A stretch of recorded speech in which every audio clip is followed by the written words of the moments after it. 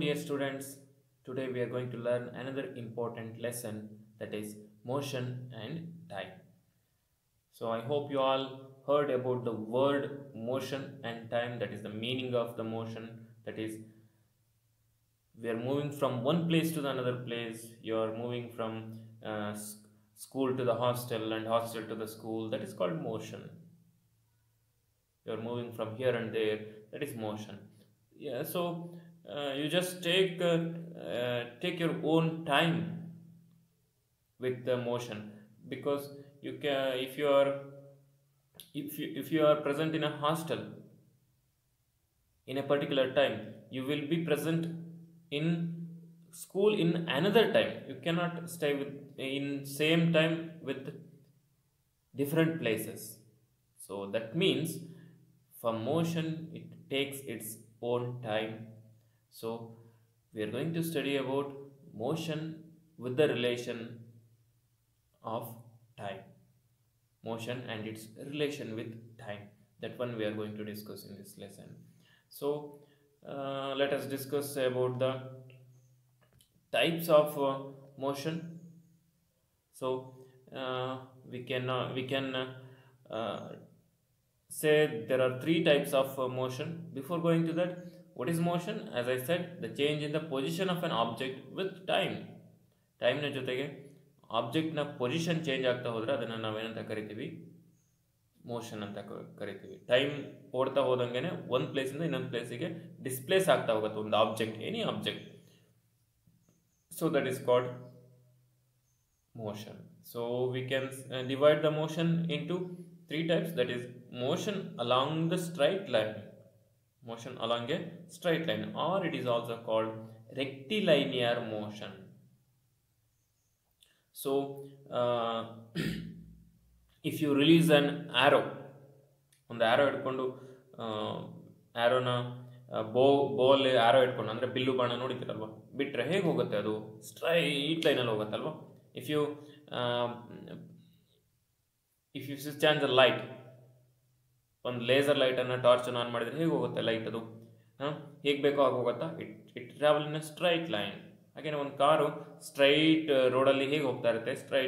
ಸ್ಟ್ರೈಟಾಗಿ ಹೋಗ್ತಾ ಇರುತ್ತೆ, ಸ್ಟ್ರೈಟ್ ಲೈನಲ್ಲಿ ಹೋಗ್ತಾ ಇರುತ್ತೆ ಅಲ್ವಾ? ಸೊ ನೀವೊಂದು ಬಾಲ್ನ ಎಸಿತೀರಾ ಯಾವುದೋ ಕಡೆ, so it travel in a straight line. So those type of motions are called rectilinear motion. ಅರ್ಥ ಆಗ್ತಿದೆ ಅಲ್ವಾ? Rectilinear motion. ಇನ್ನು ಸೆಕೆಂಡ್ ಒನ್ ಯಾವುದಪ್ಪ ಅಂತಂದರೆ ಪಿರಿಯಾಡಿಕ್ ಮೋಷನ್.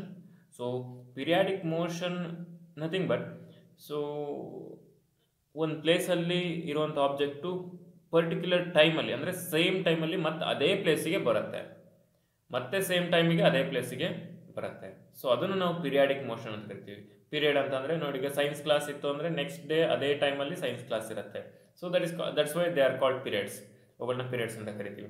ಹಾಗೆ ಇಲ್ಲಿ ಸೊ ನೀವು ಜೋಕಾಲಿ ಆಡ್ತಾ ಇರ್ತೀರಾ ಅಂತ ಅನ್ಕೊಳ್ಳಿ, ಜೋಕಾಲಿ ಆಡಿದ್ದೀರಾ ನೀವೆಲ್ಲರೂ. ಸೊ ನೀವು ಒಂದು ಕಡೆಯಿಂದ ಹೋಗ್ತೀರಾ, ಮತ್ತೆ ಅಲ್ಲಿಗೇನೆ ಬರ್ತೀರಾ, ಮತ್ತೆ ಹೋಗ್ತೀರಾ, ಅಲ್ಲಿಗೆ ಬರ್ತೀರಾ. ಸೊ ಹೋಗಿ ಬರೋದಕ್ಕೆ ಎಷ್ಟು ಸರಿ ಹೋಗಿ ಬಂದ್ರೂ ಹೋಗಿ ಬರೋದಕ್ಕೆ ನೀವು ಸೇಮ್ ಟೈಮನ್ನು ತಗೊತೀರಾ. ಸೊ ದಟ್ ಅಂದರೆ ಒಂದು ಪ್ಲೇಸ್ಗೆ ಮತ್ತೆ ನೀವು you will comes back to the same place after a given particular time. So that is called periodic motion. So you can see in the second picture. So ಇಲ್ಲಿ ನೋಡ್ರಿ ನೀವು ಇದನ್ನ ನಾವು ಪಿರಿಯಾಡಿಕ್ ಮೋಷನ್ ಅಂತ ಕರಿತೀವಿ. Pendulum motion, motion of the pendulum. ನೀವು ಜೋಕಾಲಿ ಆಡ್ತೀರಾ. ಇನ್ನು ಗಡಿಯಾರಗಳಲ್ಲಿ ಗಂಟೆ ನೋಡಿದ್ದೀರಾ ನೀವು? ಗಡಿಯಾರದಲ್ಲಿ ಪೆಂಡ್ಯುಲಮ್ ಇರುತ್ತೆ, ಅದು ಹೀಗೆ ಮೋಷನ್ ಆಗ್ತಾ ಇರತ್ತೆ. ಇನ್ನು ಅದಾದಮೇಲೆ ಜೋಕಾಲಿ ಆಯಿತು, ಇನ್ನು ಗಂಟೆಗಳು ಇರುತ್ತೆ ನೋಡಿ ದೇವಸ್ಥಾನದಲ್ಲಿ, ಅದನ್ನು ನಾವು ಅದು ಈ ರೀತಿ ಮೋಷನ್ ಆಗುತ್ತೆ. ಅಂದರೆ it will comes it moves and comes back to the same position with the same time, with the time. ಗೊತ್ತಾಗುತ್ತಾ? ಇಟ್ ಟೇಕ್ಸ್ ಸೇಮ್ ಟೈಮ್ ಅಂತ. So that is called periodic motion. I hope you understood. So next circular motion. You know that moving in a circular path. Circular ಪಾತಲ್ಲಿ move ಆಗೋದನ್ನು ನಾವು circular motion ಅಂತ ಕರಿತೀವಿ. ಸನ್ನ ಸುತ್ತ ನಾವು ಭೂಮಿ ಸುತ್ತಾ ಇರುತ್ತೆ, ಭೂಮಿಯ ಸುತ್ತ ಚಂದ್ರ ಸುತ್ತಾ ಇರುತ್ತೆ, ಮೂನ್ ಸುತ್ತಾ ಇರುತ್ತೆ. Revolving, moon is revolving around the earth is revolving around the sun. So these are all called circular motion. ಗೊತ್ತಾಗ್ತಿದೆ? ನೀವು ಇದರಲ್ಲಿ ಆಟ ಆಡೋದೆಲ್ಲ ಇರುತ್ತಲ್ಲ, ಏನು ಮೇರಿ ಗೋ ರೌಂಡ್ ಅಂತ ಕರಿತೀವಿ, ಜಾಯಿಂಟ್ ವೀಲ್ ಅಂತೆಲ್ಲ ಇರುತ್ತೆ ಬಟ್ ಅದು ಹೇಗೆ ಸುತ್ತಾ ಇರುತ್ತೆ. So that is called those are all circular motion. ಕ್ಲಾಕಲ್ಲಿ ಸೆಕೆಂಡ್ಸ್ದು, ಮಿನಿಟ್ಸ್ದು, ಅವರ್ಸ್ ಎಲ್ಲ ಹೇಗೆ ಸುತ್ತಾ ಇರುತ್ತೆ. So those are all called in a it is moving in a circular path, that's why it is called circular motion. So we heard about 3 types of motion, that is motion along a straight line, that is rectilinear motion, periodic motion and circular motion. So as I said, the motion of an object with a time, that is called speed. In a given time ಅಲ್ಲಿ ಒಂದು object move ಆಗುತ್ತೆ, ಅದನ್ನು ನಾವು speed ಅಂತ ಕರಿಬೋದು. You know that you heard about the word that is speed nothing but ಒಂದು given ಟೈಮಲ್ಲಿ ಯಾವ ಆಬ್ಜೆಕ್ಟು ಜಾಸ್ತಿ ದೂರ ಚಲಿಸುತ್ತೆ. ಅಥವಾ ಈಗ 1 ಮಿನಿಟಲ್ಲಿ ಈಗ ನಾವು ರನ್ನಿಂಗ್ ರೇಸ್ ಸ್ಟಾರ್ಟ್ ಮಾಡ್ತೀವಿ. ರನ್ನಿಂಗ್ ರೇಸಲ್ಲಿ ಯಾರು ಫಸ್ಟ್ ಹೋಗ್ತಾರೆ ಅಂತ ನೋಡ್ತೀವಿ. ಅಂದರೆ ಯಾರು ಕಡಿಮೆ ಟೈಮ್ ತಗೊಳ್ತಾರೆ, ಒಂದು 100 ಮೀಟರ್ಸ್ನ ರೀಚ್ ಮಾಡೋದಕ್ಕೆ ಯಾರು ಕಡಿಮೆ ಟೈಮ್ ತಗೊಳ್ತಾರೆ, ಅದು ಅವರ ಸ್ಪೀಡ್ ಜಾಸ್ತಿ ಇತ್ತು ಅಂತ ಹೇಳ್ಬೋದು. ಸ್ಪೀಡನ್ನು ಆ ರೀತಿಯೂ ಕೂಡ ಮೆಜರ್ ಮಾಡ್ಬೋದು. ಇನ್ನು ಟೈಮ್ ಕೊಡ್ತೀನಿ ಇಷ್ಟು 1 ಮಿನಿಟ್ ಟೈಮ್. 1 ಮಿನಿಟಲ್ಲಿ ಯಾರು ಜಾಸ್ತಿ ಡಿಸ್ಟೆನ್ಸನ್ನು ಕವರ್ ಮಾಡ್ತಾರೆ, ಅದನ್ನು ಕೂಡ ನಾವು ಸ್ಪೀಡ್ ಅಂತ ಹೇಳ್ಬೋದು. Nothing but speed is distance covered by an object in a unit time called speed. Speed is a distance covered by an object in a unit time is called speed of the object. ಅದನ್ನು ನಾವು speed of the object ಅಂತ ಕರಿತೀವಿ. So ನಾನು ಅವಾಗಲೇ ಹೇಳ್ದಂಗೆ 1 ಅವರಲ್ಲಿ ಒಂದು car 100 kilometres ಹೋಯ್ತು ಅಂದರೆ ಅದೇ 1 ಅವರಲ್ಲಿ ಒಂದು ಬಸ್ಸು 50 ಕಿಲೋಮೀಟರ್ಸ್ ಹೋಗುತ್ತೆ. Which one is having more speed? So car is having the more speed. So that is called that is the meaning of the speed. Speed means the object which covers equal distance in a object which covers the distance in a unit time, that is called speed.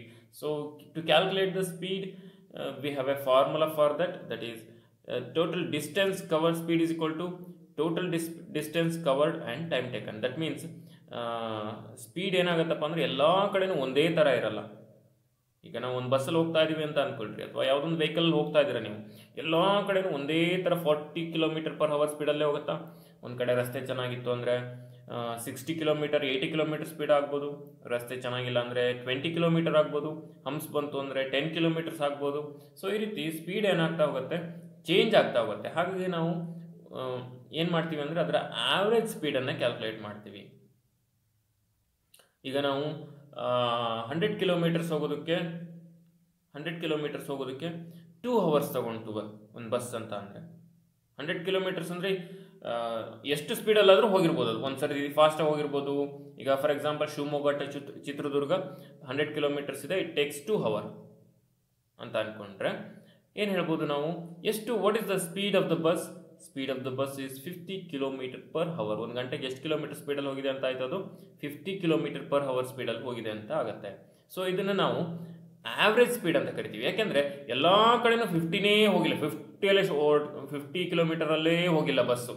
ಒಂದೊಂದು ಕಡೆ ಜಾಸ್ತಿ ಸ್ಪೀಡಲ್ಲಿ ಹೋಗಿರ್ಬೋದು, ಒಂದೊಂದು ಕಡೆ ಕಡಿಮೆ ಸ್ಪೀಡಲ್ಲಿ ಹೋಗಿರ್ಬೋದು. ಹಾಗಾಗಿ ನಾವು ಅದನ್ನು average speed ಅಂತ ಕರಿತೀವಿ. So this average speed is calculate ಮಾಡೋದಕ್ಕೆ we have a formula for that is total distance covered by time taken. So ಈಗ ಫಾರ್ ಎಕ್ಸಾಂಪಲ್ ನಾನು ಹೇಳ್ದಂಗೆ ಮತ್ತೆ ಇದ್ರ ಬಗ್ಗೆ ಮಾತಾಡ್ತೀವಿ ನಾವು. ಕ್ಯಾಲ್ಕುಲೇಷನ್ಸ್ ಎಲ್ಲ ಇದೆ. Average speed is equal to ಈಗ ಟೋಟಲ್ ಡಿಸ್ಟೆನ್ಸ್ ಎಷ್ಟು ಶಿವಮೊಗ್ಗಕ್ಕೆ ಹೋಗಿದ್ದು ನಾವು ಎಷ್ಟು ಕಿಲೋಮೀಟರು 100 ಕಿಲೋಮೀಟರ್ ಇದೆ.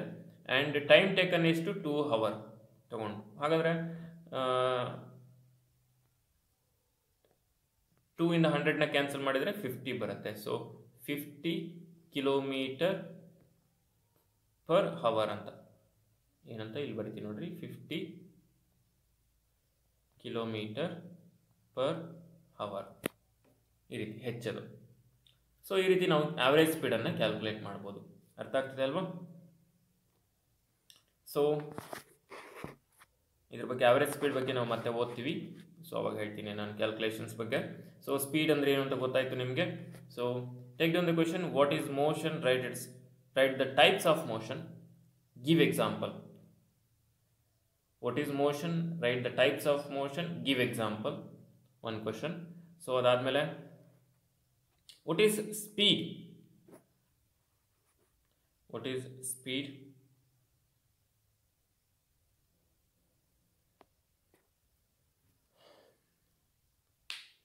ಸೊ ನೆಕ್ಸ್ಟು ಯೂನಿಫಾರ್ಮ್ ಮೋಷನ್ ಅಂತ ಕರಿತೀವಿ.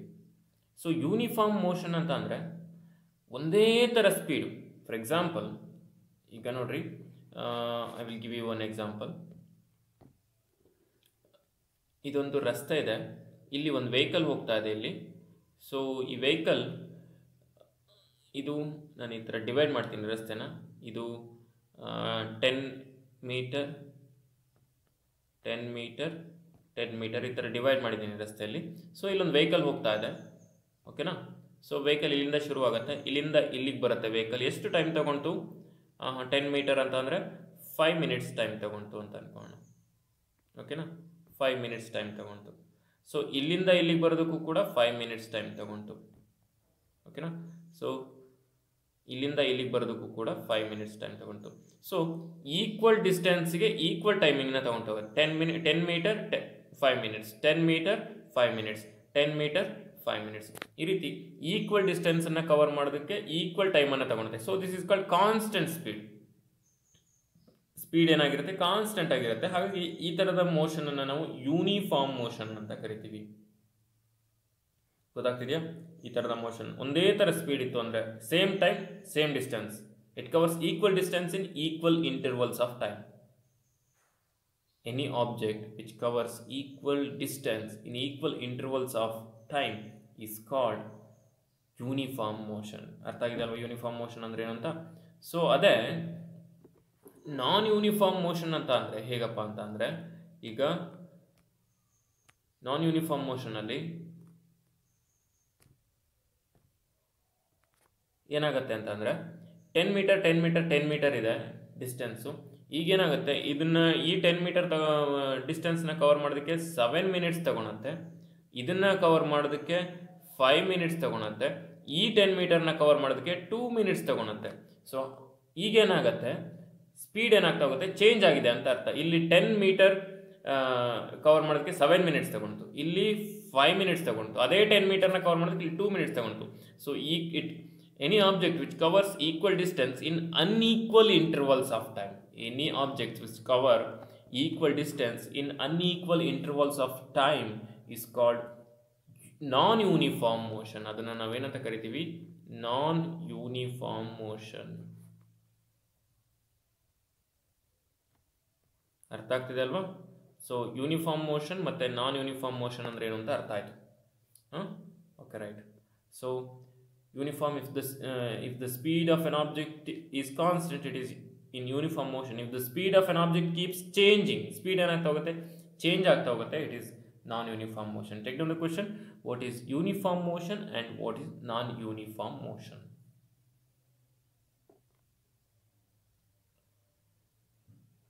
ಸೊ ನಾವು ಟೈಮನ್ನು ಮೆಷರ್ ಮಾಡೋದಕ್ಕೆ ಬೇಕಾದಷ್ಟು ಟೈಪ್ಸ್ ಆಫ್ ಕ್ಲಾಕ್ಸ್ಗಳನ್ನ ಯೂಸ್ ಮಾಡ್ತೀವಿ. ಪೆಂಡ್ಯುಲಮ್ ಕ್ಲಾಕ್ ಇದೆ ಇಲ್ಲಿ, ಆಮೇಲೆ ಅಲಾರಾಮ್ ಕ್ಲಾಕ್ ಇದೆ, ಟೇಬಲ್ ಕ್ಲಾಕು, ವಾಚಸ್ ಇದೆ, ವಾಲ್ ಕ್ಲಾಕ್ಸ್ ಇದೆ. ಇದು ಕೂಡ ಡಿಜಿಟಲ್ ಕ್ಲಾಕ್ಸ್ಗಳಿವು. ಗೊತ್ತಾಗತ್ತಾ? ಈ ಥರ ಎಲ್ಲ ಟೈಮಿಂಗ್ ಡಿಜಿಟಲ್ ಕ್ಲಾಕ್ಸ್ ಎಲ್ಲ ಡಿಫ್ರೆಂಟ್ ಟೈಮಿಂಗ್ ನೋಡ್ತೀರಾ ನೀವು. So simple pendulum. ಸೊ ನೀವೇನಿಲ್ಲ, ಒಂದು ಥ್ರೆಡ್ ತಗೊಳ್ರಿ, ಒಂದು ದಾರ ತಗೊಳ್ರಿ, ದಾರಕ್ಕೊಂದು ರೌಂಡ್ ಆಗಿರುವಂಥ ವೆಯ್ಟ್ ಇರುವಂಥ ಯಾವುದಾದ್ರೂ ಒಂದು ಆಬ್ಜೆಕ್ಟನ್ನು ಕಟ್ಟ್ರಿ ಅದಕ್ಕೆ. ಸೊ ಇಟ್ ಬಿಕಮ್ಸ್ ನಾವು ಇಲ್ಲಿ ಐರನ್ ಬಾಲನ್ನು ಕಟ್ಟಿದ್ದಾರೆ, ಬಾಬ್ ಅಂತ ಕರಿತೀವಿ, ಐರನ್ ಬಾಲ್. ಸೊ ಅದನ್ನು ಕಟ್ಟಿದ್ದಾರೆ. ಸೊ ಅದನ್ನು ಕಟ್ಟಿ ಈಗ ಒಂದು ಕಡೆಗೆ ಒಂದು ಎಡ್ಜಿಗೆ ತಗೊಂಡೋಗಿ ಎಂಡ್ ಪಾಯಿಂಟಿಗೆ ತಗೊಂಡೋಗಿ ಬಿಡ್ತಾರೆ. ಬಿಟ್ಟಾಗ ಅದೇನಾಗುತ್ತೆ, it starts to move. Periodic motion ಓದಿದವಲ್ಲ ನಾವು, ಅದು ಪಿರಿಯಾಡಿಕ್ ಮೋಷನ್ ಆಗೋದಕ್ಕೆ ಶುರುವಾಗುತ್ತೆ. ಸೊ ಈ ರೀತಿ ಪಿರಿಯಾಡಿಕ್ ಮೋಷನ್ ಆದಾಗ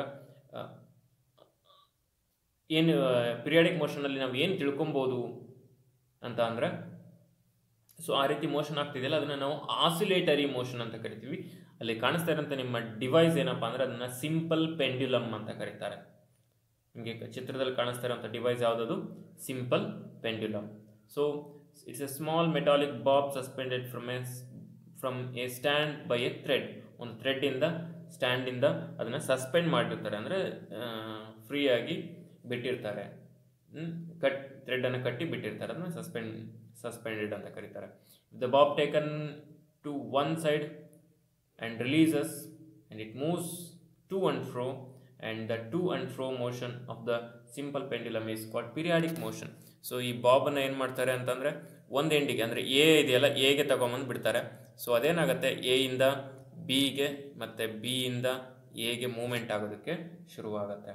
ಸೊ ಇದನ್ನು ನಾವೇನಂತ ಕರಿತೀವಿ, ಈ ಥರದ ಮೋಷನ್ನ ಏನಂತ ಕರಿತೀವಿ ನಾವು, ಆಸಿಲೇಟರಿ ಮೋಷನ್ ಅಂತ ಕರಿತೀವಿ, or periodic motion. You can see the periodic motion in simple pendulum. ಗೊತ್ತಾಗ್ತಿದೆಯಾ? ಸೊ ನಿಮ್ಮ ಜೋಕಾಲಿಯಲ್ಲಿ ಎಲ್ಲ ನೋಡಿರ್ತೀರ ನೀವು. So this is oscillatory motion. So take down the question, what is oscillatory motion?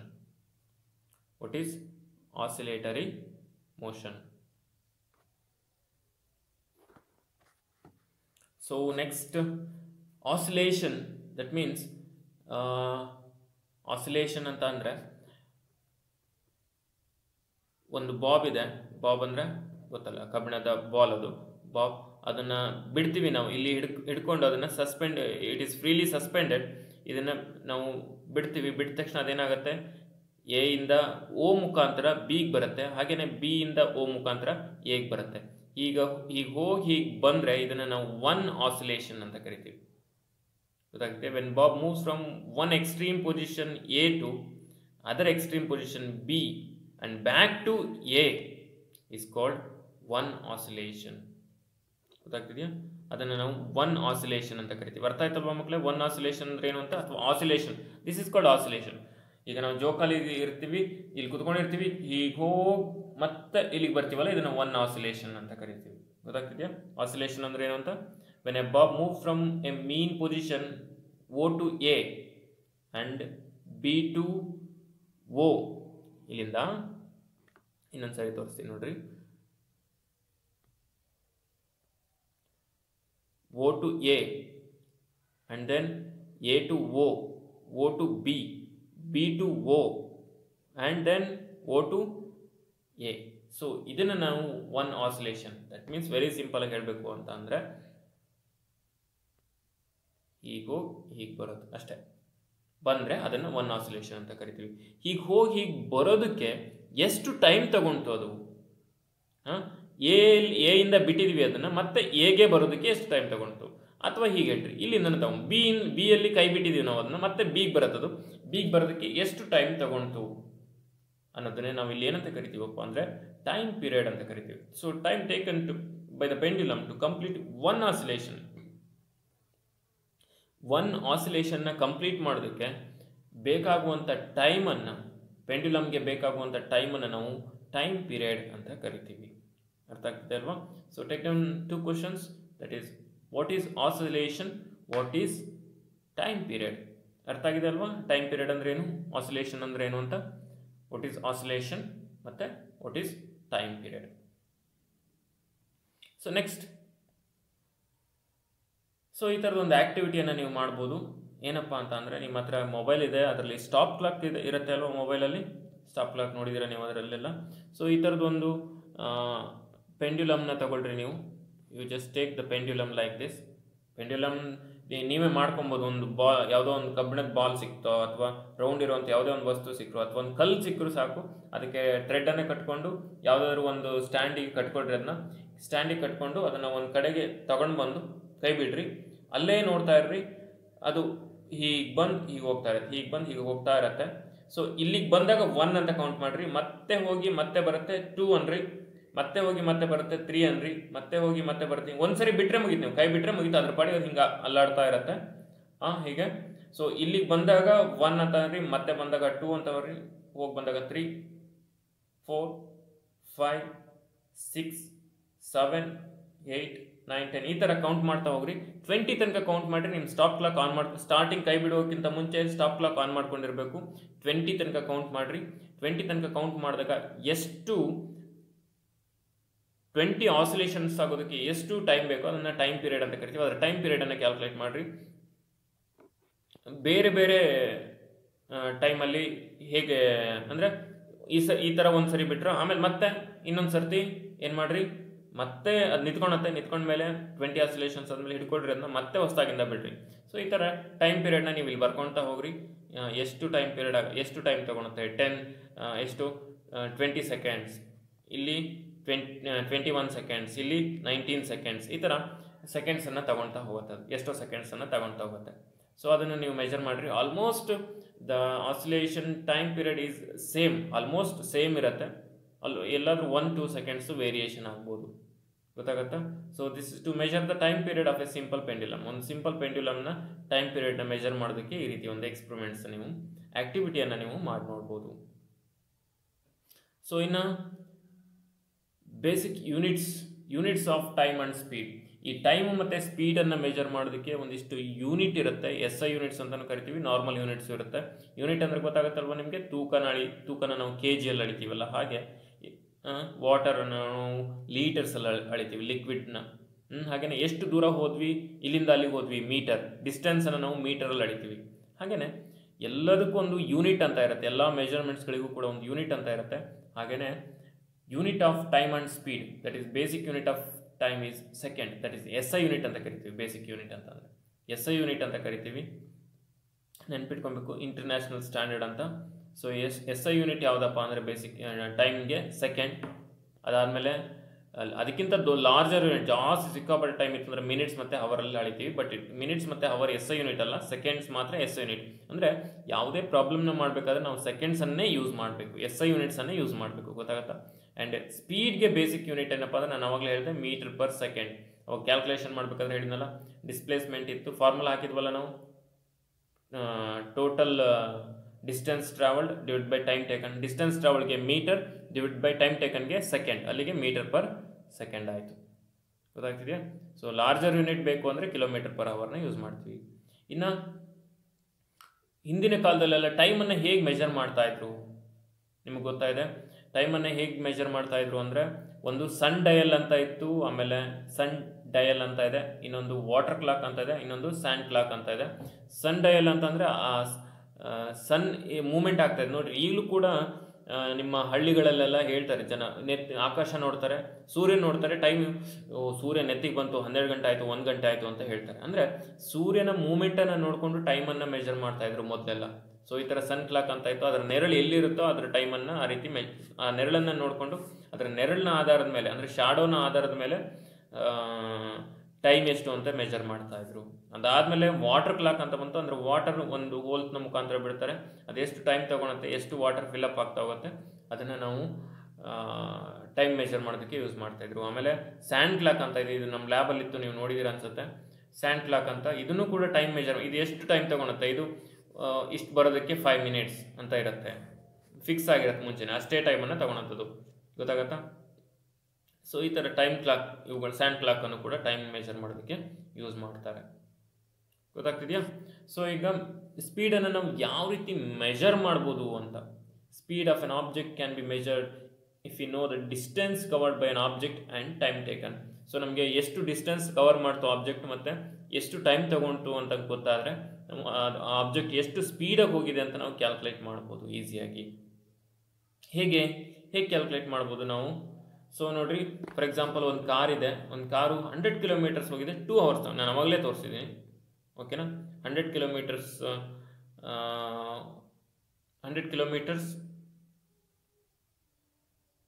Moment ಆಗಿದೆ, ಅದು ಡಿಸ್ಪ್ಲೇಸ್ಮೆಂಟ್ ಆಗಿದೆ, ಮತ್ತು ಟೈಮ್ ಎಷ್ಟು ತೊಗೊಂಡಿದೆ, 2 ಅವರ್ಸ್ ತೊಗೊಂಡಿದೆ. ಹಾಗಾದರೆ ಅದರ ಸ್ಪೀಡ್ ಎಷ್ಟು? A car takes 100 kilometre travel ಮಾಡುತ್ತೆ, 2 ಅವರ್ ತಗೊಳುತ್ತೆ. ಹಾಗಾದರೆ ಅದರ ಸ್ಪೀಡ್ ಎಷ್ಟಪ್ಪ ಅಂದರೆ 100ನ 2 ಕ್ಯಾನ್ಸಲ್ ಮಾಡಿದ್ರೆ ನಮಗೆ 50 ಬರುತ್ತೆ. ಸೊ ಅಲ್ಲಿಗೆ ಎಷ್ಟಾಯಿತು? 50 ಕಿಲೋಮೀಟರ್ ಪರ್ ಅವರ್. ಹೀಗೆ ಬರೀಬೇಕು, ಹೀಗೆ ನೋಡಿರಿ, 50 ಕಿಲೋಮೀಟರ್ ಪರ್ ಅವರ್ ಅಂತ ಬರೆಯೋದು. So this is the answer. So speed of the vehicle is, speed of the car is 50 kilometer per hour. ಗೊತ್ತಾಗ್ತಿದೆಯಾ? If you take the same car travels 100 kilometers and it takes 4 hours ಅಂತ ಅಂದರೆ ಏನಾಗುತ್ತೆ? 100 kilometre 4 hour ಅಂತ ಅಂದರೆ ಅದನ್ನ cancel ಮಾಡಿದರೆ ನಮಗೆ 25 ಬರುತ್ತೆ ಅಲ್ವಾ? 25 kilometer per hour. 25 kilometer per hour. ಅರ್ಥ ಆಗತ್ತೆ ಅಲ್ವಾ? ಸೊ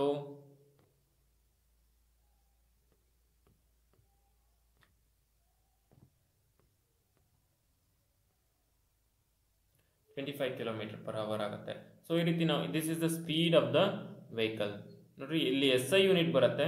ಸ್ಪೀಡ್ಗೆ SI ಯೂನಿಟ್ ಯಾವುದಪ್ಪ ಅಂದರೆ ಮೀಟರ್ ಪರ್ ಸೆಕೆಂಡು, ಬಟ್ ಇಲ್ಲಿ ನೀವು ಲಾರ್ಜರ್ ಯೂನಿಟ್ ಅನ್ನು ಯೂಸ್ ಮಾಡಿದ್ದೀವಿ ಕಿಲೋಮೀಟರ್ ಪರ್ ಅವರ್. ಸಾಮಾನ್ಯವಾಗಿ ನಾವು SI ಯೂನಿಟ್ ಅನ್ನು ಯೂಸ್ ಮಾಡ್ತೀವಿ. SI unit of the speed is metre per second. ಯಾಕೆ ಅಂತ ಗೊತ್ತಾಯ್ತಲ್ವ? ಇಲ್ಲಿ ಕಿಲೋಮೀಟರ್ ಇದೆ, ಇಲ್ಲಿ ಅವರ್ ಇದೆ, ಅದನ್ನೇ ನಾವು ಇಲ್ಲಿ ಇಟ್ಟಿದ್ದೀವಿ ಕಿಲೋಮೀಟರ್ ಪರ್ ಅವರ್. ಗೊತ್ತಾಗತ್ತಾ? ಹಾಗಾಗಿ SI ಯೂನಿಟ್ಸನ್ನು ಚೇಂಜ್ ಮಾಡಬಾರ್ದು. ಇದು ಸ್ಪೀಡ್ನ SI ಯೂನಿಟ್ ಆಯಿತು. So if we know the speed of the car and the time, we can find the distance covered. ಹಾಗಾದ್ರೆ ಅದು ಎಷ್ಟು ದೂರ ನಮಗೆ ಇದು ನೋಡ್ರಿ, ಸ್ಪೀಡ್ನ ನಾವು ಹೇಗೆ ಕ್ಯಾಲ್ಕುಲೇಟ್ ಮಾಡ್ಬೋದು? ನಮಗೆ ಏನು ಗೊತ್ತಿರಬೇಕು? ಡಿಸ್ಟೆನ್ಸ್ ಗೊತ್ತಿರಬೇಕು, ಎಷ್ಟು ದೂರ ಹೋಯಿತು ಮತ್ತು ಎಷ್ಟು ಟೈಮ್ ತಗೊಂತು ಅಂತ ಗೊತ್ತಿದ್ರೆ ಸ್ಪೀಡ್ ಆಫ್ ದ ಕಾರ್ನ ಕ್ಯಾಲ್ಕುಲೇಟ್ ಮಾಡ್ಬೋದು. ಅದೇ ಎಷ್ಟು ದೂರ ಹೋಯಿತು, ಕಾರ್ ಎಷ್ಟು ದೂರ ಹೋಗಿದೆ ಅಂತ ಕಂಡುಹಿಡಿಬೇಕು ಅಂದರೆ ನಾವೇನು ಮಾಡಬೇಕು? ನಮಗೆ ಒಂದು ಸ್ಪೀಡ್ ಆಫ್ ದ ಕಾರ್ ಗೊತ್ತಿರಬೇಕು ಮತ್ತು ಎಷ್ಟು ಟೈಮ್ ತಗೊಂತು ಅಂತ ಗೊತ್ತಿರಬೇಕು. ಸ್ಪೀಡ್ ಆಫ್ ದ ಕಾರ್ ಗೊತ್ತಿರಬೇಕು, ಎಷ್ಟು ಟೈಮ್ ತಗೊಂತು ಅಂತ ಗೊತ್ತಿರಬೇಕು. ಗೊತ್ತಿದ್ರೆ ನಾವು ಡಿಸ್ಟೆನ್ಸನ್ನು ಕ್ಯಾಲ್ಕುಲೇಟ್ ಮಾಡ್ಬೋದು. ಗೊತ್ತಾಗ್ತಿದೆಯಾ? ಡಿಸ್ಟೆನ್ಸನ್ನು ಕ್ಯಾಲ್ಕುಲೇಟ್ ಮಾಡ್ಬೋದು. If you know the distance covered by the speed by the car and the speed, you can find the time taken. ಎಷ್ಟು ಟೈಮ್ ನಿಮಗೆ ಡಿಸ್ಟೆನ್ಸು ಮತ್ತು ಎಷ್ಟು ಸ್ಪೀಡ್ ಇತ್ತು ಅಂತ ಗೊತ್ತಾಯಿತು ಅಂದರೆ ನೀವೇನು ಮಾಡ್ಬೋದು? ಟೈಮ್ ಎಷ್ಟು ತಗೊಂತು ಅಂತಲೂ ಕ್ಯಾಲ್ಕುಲೇಟ್ ಮಾಡ್ಬೋದು, ಅದೆಷ್ಟು ಟೈಮ್ ತಗೊಂತು ಅಂತ. ಸೊ ಇಲ್ಲಿದೆ ನೋಡ್ರಿ, 100 ಕಿಲೋಮೀಟರ್ ಡಿಸ್ಟೆನ್ಸ್ ಟ್ರಾವೆಲ್ ಮಾಡಿದೆ ಅದು. ಆಮೇಲೆ ಎಷ್ಟು ಸ್ಪೀಡಲ್ಲಿತ್ತು? 50 ಕಿಲೋಮೀಟರ್ ಪರ್ ಅವರ್ ಸ್ಪೀಡಲ್ಲಿತ್ತು ಅಲ್ವಾ? ಅಲ್ಲಿಗೆ ನೀವೇನು ಮಾಡ್ಬೇಕೀಗ? 50 2s 100 ಕಿಲೋಮೀಟರ್ ಕ್ಯಾನ್ಸಲ್. ಎಷ್ಟು ಉಳಿತು? ಏನು ಮಾತ್ರ ಉಳಿತು? ಅವರ್ ಮಾತ್ರ ಉಳಿತು ಅಲ್ವಾ? ಸೊ ಅಲ್ಲಿಗೆ 2 ಅವರ್. ಗೊತ್ತಾಗ್ತಿದೆಯಾ? ಸೊ ಈ ರೀತಿ ನಾವು ಕ್ಯಾಲ್ಕುಲೇಷನ್ಸ್ನ ಮಾಡ್ಬೋದು. ಯಾವುದೇ ಎರಡು ವ್ಯಾಲ್ಯೂನ ಇಟ್ಕೊಂಡು ನಾವು ಮೂರನೇ ವ್ಯಾಲ್ಯೂವನ್ನು ಈಸಿಯಾಗಿ ಕಂಡುಹಿಡಿಬೋದು. So this is about the measuring of the speed. ಸ್ಪೀಡನ್ನು ನಾವು ಯಾವ ರೀತಿ ಮೆಜರ್ ಮಾಡ್ಬೋದು ಅಂತ ಗೊತ್ತಾಗ್ತಿದೆಯಾ? So take down, I will give you another problem. Take down that. So if the bus covers a distance, if a bus covers the distance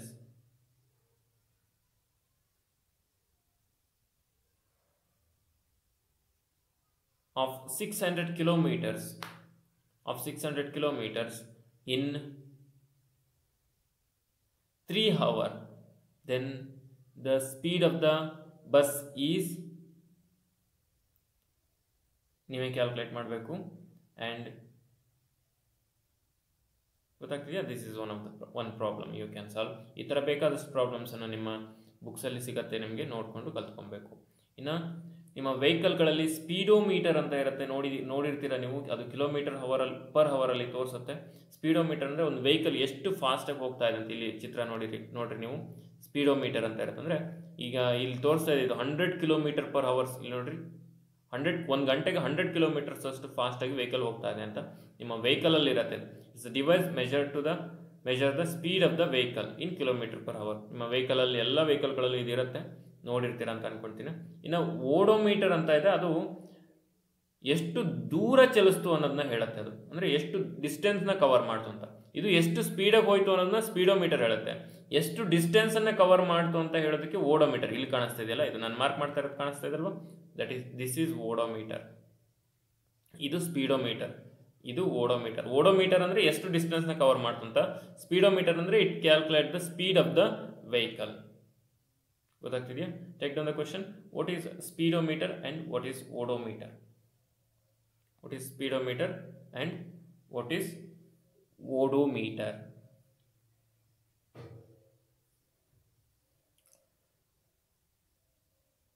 So ಅರ್ಥ ಆಗಿದೆ ಅಲ್ವಾ? So one more small concept. So ನಾವು ಇದನ್ನು ಗ್ರಾಫಲ್ಲೂ ಕೂಡ represent ಮಾಡ್ಬೋದು. ಈ speed distance time graph ಅಂತ ಹೇಳ್ತೀವಿ ನಾವು ಈಗ ನಿಮ್ಮ ರಿಸಲ್ಟ್, ಪ್ರತಿ ವರ್ಷ ನಿಮ್ಮ ರಿಸಲ್ಟ್ ಹೇಗೆ ರೈಸ್ ಆಗ್ತಿದೆಯೋ ಕಡಿಮೆ ಆಗ್ತಿದೆಯೋ ಅಂತ ನಾವು ಗ್ರಾಫ್ ಹಾಕೋದ್ರ ಮುಖಾಂತರ ನಾವು ತಿಳ್ಕೊಬೋದು. ಹೋದ ವರ್ಷ ನೀವು 60 ಮಾರ್ಕ್ಸ್ ತೊಗೊಂಡಿದ್ರಿ,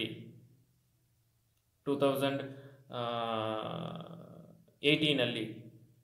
ಈಗ 2019ಅಲ್ಲಿ ನೀವು 70 ಮಾರ್ಕ್ಸ್ ತೊಗೊಳ್ತೀರಾ, 2020ಅಲ್ಲಿ 75 ಮಾರ್ಕ್ಸ್ ತೊಗೊಳ್ತೀರಾ, 2021ಅಲ್ಲಿ 80 ಮಾರ್ಕ್ಸ್ ತೊಗೊಳ್ತೀರಾ. ಸೊ ಇದು ನಿಮ್ಮ ಪ್ರೋಗ್ರೆಸ್ಸನ್ನು ನಾವು ಈ ಥರ ಗ್ರಾಫ್ಗಳನ್ನು ತೋರಿಸೋದ್ರ ಮುಖಾಂತರ, ಗ್ರಾಫಲ್ಲಿ ಪ್ರೆಸೆಂಟ್ ಮಾಡೋದ್ರ ಮುಖಾಂತರ ನಾವು ಗ್ರಾಫ್ ನೋಡಿದ ತಕ್ಷಣ ನಿಮ್ಮ ಪ್ರೋಗ್ರೆಸ್ ಕಡಿಮೆ ಆಗಿದೆಯೋ ಜಾಸ್ತಿ ಆಗಿದೆ ಅಂತ ಈಸಿಯಾಗಿ ಗೊತ್ತಾಗುತ್ತೆ. ಹಾಗಾಗಿ ನಾವು ಗ್ರಾಫಲ್ಲೂ ಕೂಡ ಯೂಸ್ ಮಾಡ್ಬೋದು. ಡಿಸ್ಟೆನ್ಸ್, ಈ ರೀತಿ ಡಿಸ್ಟೆನ್ಸನ್ನು ನಾವು ಈ ಸ್ಪೀಡನ್ನು ಕ್ಯಾಲ್ಕುಲೇಟ್ ಮಾಡೋದು ಕೂಡ ಗ್ರಾಫಲ್ಲಿ ಕೂಡ ನಾವು ಕ್ಯಾಲ್ಕುಲೇಟ್ ಮಾಡ್ಬೋದು.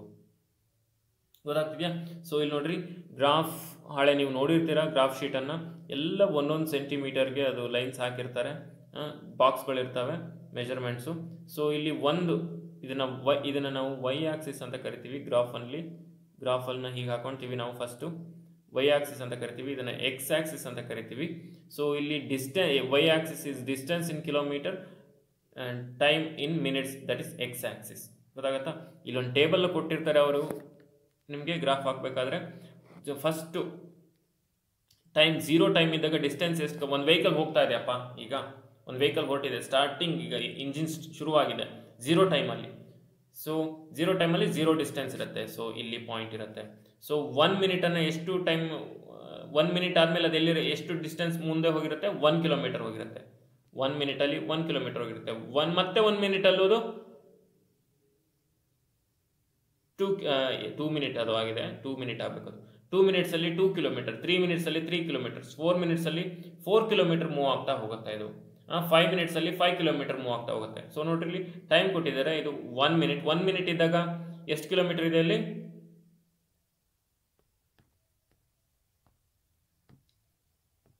1 ಮಿನಿಟ್ ಇದ್ದಾಗ ಎಷ್ಟು ಕಿಲೋಮೀಟರ್ ಇದೆ? 1 ಕಿಲೋಮೀಟರ್. ಸೊ 1 ಮಿನಿಟ್ 1 ಕಿಲೋಮೀಟರ್ ಇಲ್ಲಿ ಪಾಯಿಂಟ್ ಬರುತ್ತೆ. ಸೊ ನೆಕ್ಸ್ಟು 2 ಮಿನಿಟ್ 2 ಕಿಲೋಮೀಟರ್, ಇದು 2 ಮಿನಿಟ್ 2 ಕಿಲೋಮೀಟರ್, 2 ಮಿನಿಟ್ಸ್ ಇದು ಟೈಮ್ ಅಲ್ವಾ, ಇದು 2 ಮಿನಿಟ್ಸ್ 2 ಕಿಲೋಮೀಟರ್. ಇಲ್ಲಿ ಪಾಯಿಂಟ್ ಎಲ್ಲಿ ಸಿಗುತ್ತೆ ನಮಗೆ? ಇಲ್ಲಿ ಸಿಗುತ್ತೆ ಈ ಗೆರೆ. ಇದು ಗೆರೆಗಳನ್ನೆಲ್ಲ ಹಾಕೋಣೋದು ಬೇಕಾಗಿಲ್ಲ ನಮಗೆ, ಜಸ್ಟ್ ಪಾಯಿಂಟನ್ನು ಇಟ್ಕೊಳ್ತಾ ಹೋದರೆ ಆಯಿತು. ಆಮೇಲೆ 3 ಮಿನಿಟ್ಸ್ 3 ಕಿಲೋಮೀಟರ್, 3 ಮಿನಿಟ್ಸ್ ಇಲ್ಲಿದೆ, 3 ಕಿಲೋಮೀಟರ್ ಇಲ್ಲಿದೆ.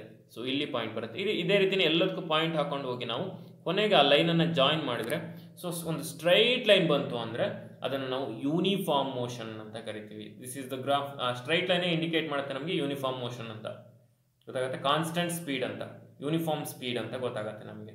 ಗೊತ್ತಾಗ್ತಿದೆ ಗ್ರಾಫ್ ಹಾಕೋದು ಹೆಂಗೆ ಅಂತ. ಆಮೇಲೆ ಸ್ಕೇಲನ್ನು ಹಾಕಬೇಕು ನಾವು. ಗ್ರಾಫಲ್ಲಿ ಸ್ಕೇಲ್ ಅಂತ ಬರಿತೀವಿ ಗ್ರಾಫ್ನ ತುದಿಯಲ್ಲಿ. ಹೇಗೆ ಅಂತಂದರೆ ವೈ ಆಕ್ಸಿಸಲ್ಲಿ ಏನು ಮಾಡಿದ್ದೀವಿ ನಾವು, 1 ಸೆಂಟಿಮೀಟರ್ನ ಏನಂತ ತಗೊಂಡಿದ್ದೀವಿ ನಾವು? 1 centimetre is equal to 1 kilometre ಅಂತ ತಗೊಂಡಿದ್ದೀವಿ. ನೋಡಿರಿ, ಡಿಸ್ಟೆನ್ಸ್ ಇನ್ ಕಿಲೋಮೀಟರ್, 1 ಸೆಂಟಿಮೀಟರ್ ಡಿಸ್ಟೆನ್ಸನ್ನು 1 ಕಿಲೋಮೀಟರ್, 2 ಸೆಂಟಿಮೀಟರ್ 2 ಕಿಲೋಮೀಟರ್ ಆಗುತ್ತೆ. ಗೊತ್ತಾಗತ್ತಾ? ಹಾಗೇನೆ ಎಕ್ಸ್ ಆಕ್ಸಿಸ್ದು ಏನು ಮಾಡಿದ್ದೀವಿ ನಾವು? ಎಕ್ಸ್ ಆಕ್ಸಿಸಲ್ಲಿ ಏನು ಮಾಡಿದ್ದೀವಿ? 1 ಸೆಂಟಿಮೀಟರ್ನ ಏನಂತ ತಗೊಂಡಿದ್ದೀವಿ ನಾವು? 1 ಮಿನಿಟ್ ಅಂತ ತಗೊಂಡಿದ್ದೀವಿ. 1 centimetre is equal to 1 minute ಅಂತ ತಗೊಂಡಿದ್ದೀವಿ. ಅರ್ಥ ಆಗ್ತಿಲ್ಲ? ಈ ಥರ ಸ್ಕೇಲನ್ನು ಇಲ್ಲೇ ಚಿಕ್ಕದಾಗಿ ಈ ಬಾಕ್ಸಲ್ಲಿ ಬರಿಬೇಕು. ನಾನು ಜಾಗ ಆಗಿಲ್ಲ ಅಂತ ಇಡೀ ಪೇಜ್ ತುಂಬ ಬರೆದಿದ್ದೀನಿ. ಇದರಲ್ಲೇ ಇಲ್ಲಿ ಸ್ಕೇಲ್ ಅಂತ ಬರಿಬೇಕು. So this is the method of representing the graphical representation. ಇದನ್ನು ನಾವು ಗ್ರಾಫಿಕಲ್ ರೆಪ್ರೆಸೆಂಟೇಷನ್ ಅಂತ ಕರಿತೀವಿ. ಅರ್ಥ ಆಗ್ತಿದೆ ಅಲ್ವಾ? ಗ್ರಾಫ್ ಯೂಸ್ ಮಾಡೋದು ಹೇಗೆ ಅಂತ ಗೊತ್ತಾಯ್ತಲ್ವಾ ನಿಮಗೆ? I hope you all understood how to write the graph, how to draw the graph, or how to show the speed, distance time graph, distance time in graphical representation. ಗೊತ್ತಾಗ್ತಿದೆಯಾ? So this is about motion and time. Very simple lesson. This completed the lesson, that is motion and time. ಅರ್ಥ ಆಗಿದೆ ಅಲ್ವಾ? ಗ್ರಾಫ್ನ ನೀವು ಇದೇ ಥರನೇ ಬೇರೆ table ಕೊಡ್ತಾರೆ, ಅದಕ್ಕೂ ಕೂಡ ನೀವು ಗ್ರಾಫನ್ನು ಹಾಕ್ಬೋದು. ಗೊತ್ತಾಗ್ತಿದೆಯಾ? So I will give you one table for you to write the graph, to draw the graph.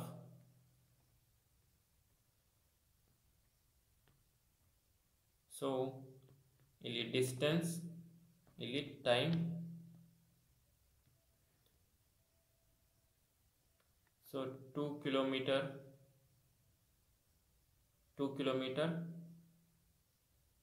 5 minutes, 4 kilometer 10 minutes, 6 kilometer 15 minutes, 8 kilometer, 20 minutes. So ಈ ಥರದ ಒಂದು ಟೇಬಲ್ ಇದೆ, ಇದಕ್ಕೆ ನೀವು ಗ್ರಾಫ್ ಹಾಕಿ ನನಗೆ ಕಳಿಸ್ಬೇಕು. ಅರ್ಥ ಆಗ್ತಿದೆ ಅಲ್ವಾ? ಸೊ ಅಲ್ಲಿ 1 ಇತ್ತು, 1 centimetre is equal to 1 kilometre 1 minute ಅಂತ ತಗೊಂಡಿದ್ವಿ. ಇಲ್ಲಿ 5 ಇದೆ, 5 ಈಕ್ವಲ್ ಡಿಸ್ಟೆನ್ಸ್ ಇದೆ. ಇಲ್ಲಿ 2 ಈಕ್ವಲ್ ಡಿಸ್ಟೆನ್ಸ್ ಇದೆ. ನೀವು 1 centimetre is equal to 2 kilometre ಅಂತ ತಗೊಳ್ರಿ, ಆವಾಗ ಈಸಿ ಆಗುತ್ತೆ. ಗೊತ್ತಾಗತ್ತಾ?